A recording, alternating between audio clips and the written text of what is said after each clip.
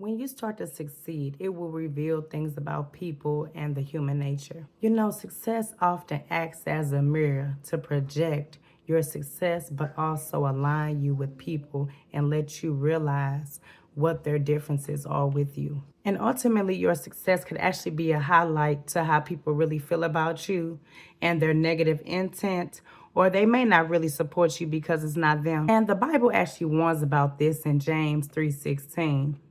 For them, it's not about your success or what you're accomplishing. It's actually a projection of their emotions, of how they feel inadequate and how they sort of hope it was them. I want to say with confidence that through this process, God will allow for challenges and mishaps to happen or for things to not be so easy because it's also testing your faith and your durability going through this process of growth.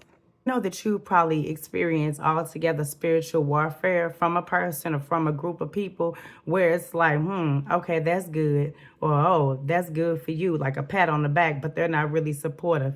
And you can hear it and see it in how they vibe or how they move around you or the conversations that they don't want to have. We all know, I also feel like in order to grow, you have to separate yourself from things and people. Everyone cannot go with you, and some things are not meant for everybody to be a part of in this journey. I feel like as far as the biggest thing for me is that, they'll support you to a certain extent, but you can see the haterism or the negativity projecting off of them because ultimately you're walking in faith. You're walking in your purpose. You've got your mind together that you're a child of God and you're going to pray and seize God when necessary to do your endeavors. Meanwhile, the other person can be a little lost or they may not have found that spiritual realm that you may have found. And so it's like, well, why isn't it me? Also have to remember that, when you are going in a positive light spiritually, it's like a dark light for other people who are stuck in their being. They don't know where they're going. They have no direction. They may be confused. They're not trying to take a process or steps to get where you're at. Instead, it's like they're sitting on the couch watching you on a TV, like, hey, I wish that was me. You may be afraid to continue without these people, or there may be some relationships or family bonds that, you could never see yourself being separated from. But as you often hear it, elevation requires separation. It also in this process builds you to the next step. When you have God at your forefront, guiding you for your success and your dreams, you have that confidence about yourself. You have a different look projected off of you. It's a light shining off of you because how do I say it? You're going through the process knowing that you won't fail.